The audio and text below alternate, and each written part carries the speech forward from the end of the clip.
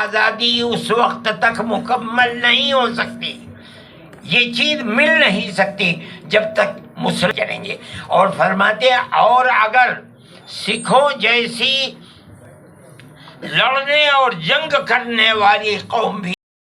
Subscribe to Indian Artist 7. Khan بھائی کا استقبال کرنا باقی ہے. مولانا حضرت سید ارشد مدنی صاحب آپ تشریف لا چکے ہیں. بہت ہمارے لیے بہت خوش قسمتی، بے حد خوش بختی، بہت ہی خوش نصیبی کی بات ہے کہ آپ تشریف لائے. حضرت مولانا سید ارشد مدنی صاحب آپ کا استقبال ہے.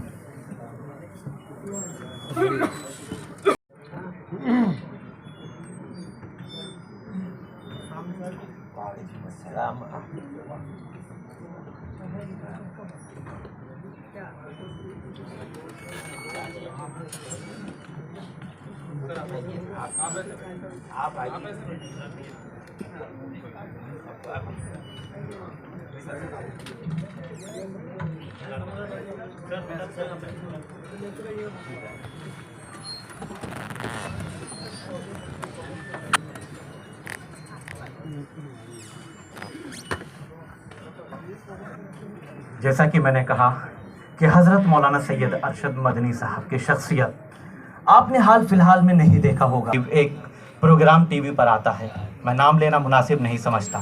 وہ آپ کے پاس آئے اور گزارش کی کہ آپ عدالت میں بیٹھیں. آپ نے کہا، آپ کے یہاں سے حکم دیا گیا کہ میں عدالت میں نہیں بیٹھتا، کٹہرے میں نہیں بیٹھتا.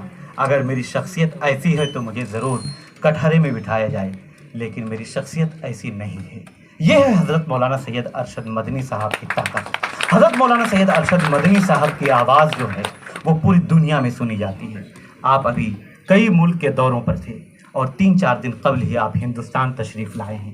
لیکن جب میں اپنے ایڈیٹر ڈاکٹر خالد رضا خان صاحب کے ساتھ آپ کے پاس گزارش لے کے گیا تو آپ نے کہا کہ میری اخلاقی ذمہ داری ہے کہ میں آپ کے پروگرام میں آؤں. یہ ہے حضرت مولانا سید ارشد مدنی صاحب کی آواز.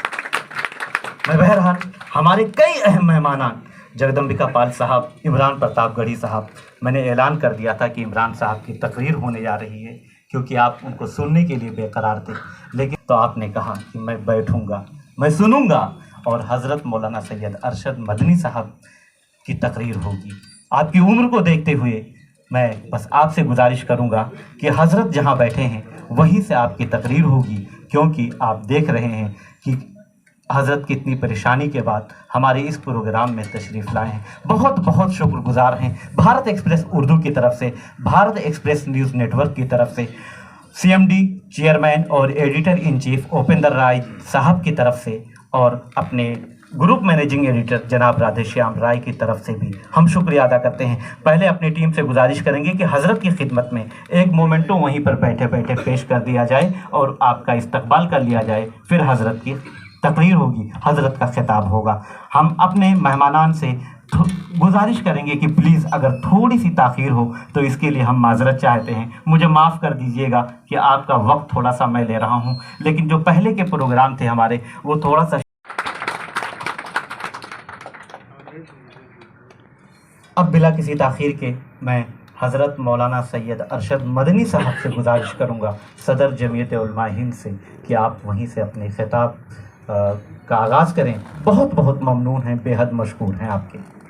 بسم اللہ الرحمن الرحیم. الحمد للہ رب العالمین والعاقبۃ للمتقین والصلاة والسلام علی سیدنا محمد وعلى آلہ واصحابہ اجمعین.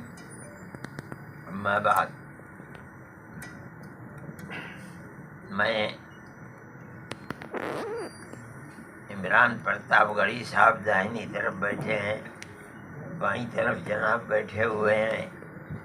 آپ کا اور تمام معزز حضرات کا شکریہ ادا کرتا ہوں کہ آپ نے مجھے اپنی پرخلوص محبت کی بنیاد پر بلایا. میرے لیے عزت افزائی اور بڑی خوشی کا موقع ہے. مجھ سے کہا گیا کہ میں ہندوستان کے علماء کی اپنے ملک کی آزادی کے لیے جو کوششیں اور قربانیاں ہوئی ہیں اس کے بارے میں کچھ کہوں۔ صورتحال یہ ہے کہ یہ مسلمان ہندوستان کو اپنا ملک سمجھتے ہیں، ہمیشہ سے اسی ملک کے رہنے والے ہیں۔ یہ سمجھنا اگر راجپوت ہے تو راجپوتوں کی بڑی تعداد مسلمان بھی ہیں، جاٹ ہندو بھی ہے، جاٹ مسلمان بھی ہے، کوئی برادری ایسی نہیں ہے کہ مسلمان اس برادری کا حصہ نہ ہو۔ اس کا مطلب یہ ہے کہ ہم ہمیشہ سے اسی ملک میں رہتے ہیں، اسی ملک کے رہنے والے ہیں، ہم اس ملک کو اپنا ملک سمجھتے ہیں۔ ہمارے اوپر ایک زمانہ غلامی کا گزرا، سب کے اوپر گزرا، ہندو بھی غلام رہا، مسلمان بھی غلام رہا، اور وہ 10-20 سال کا نہیں تھا بلکہ تقریباً 250 سال غلام رہا۔ لیکن جن کو تو مقولہ اپنے جگہ پر ہے، ہندوستان کی آزادی اس وقت تک مکمل نہیں ہو سکتی، یہ چیز مل نہیں سکتی جب تک مسلمان اور ہندو دونوں مل کر کے آزادی کے لیے کام نہیں کریں گے۔ اور فرماتے ہیں اور اگر سکھوں جیسی لڑنے اور جنگ کرنے والی قوم بھی ساتھ ہو جائے تو یہ مضمون یعنی ملک کی آزادی کا بہت آسان ہو جائے گا۔ مگر یہ جانتے نہیں انہوں نے جو اس سلسلے کے اندر کام کیا، جو پیش کیا ہے وہ صحیح۔ مولوی باقر صاحب جو دہلی میں اخبار نکالتے تھے 1857 کی جنگ میں پہلا پترکار، سوتنترتا سنگرام میں دیش کے اگر پہلا پترکار کوئی جو شہید ہوا ہے تو ان کا نام مولوی باقر صاحب ہے۔ مجھے پورا یقین ہے کہ بھارت ایکسپریس جو صحافت کے اصول ہیں، جو پترکاریتا کے اصول ہیں، ان کو زندہ رکھیں گے، اور میں مبارکباد دیتا ہوں۔ انتظار کروں گا کہ کیسی پترکاریتا آپ لوگ کرنے جا رہے ہیں۔ مجھے اچھا لگے گا، میں درشکوں سے بھی کہوں گا کہ ایک اچھی کوشش ہے، اس کوشش میں ان کو سراہیے اور ان کے ساتھ چلیے۔ ہم لوگ آج کانکلیو میں شامل ہوئے، اچھا لگا۔ اس کے ساتھ اگر چناؤ کی بات کریں تو دلی کے چناؤ کو لے کر کے اب کانگریس جو ہے وہ کس طریقے سے اپنا پھر سے اپنا چناؤ تیار ہے؟ کیا لگتا ہے کہ ترکوڑی مقابلہ ہوگا شیئرنگ جو ہے وہ گٹھبنڈن؟ نہیں، آپ کہاں کے الیکشن کی بات کریں، کس اسٹیٹ میں؟ دلی وِدھان سبھا میں بھی بہت، گنگا جی میں بہت پانی رہے گا، تب پھر جب نزدیک آ جائیں، ڈیٹس اناؤنس ہوں گے تب بات کریں گے۔ ابھی مہاراشٹر پہ بات کریے، ابھی جھارکھنڈ پہ بات کریے تو شاید زیادہ بہتر ہوگا۔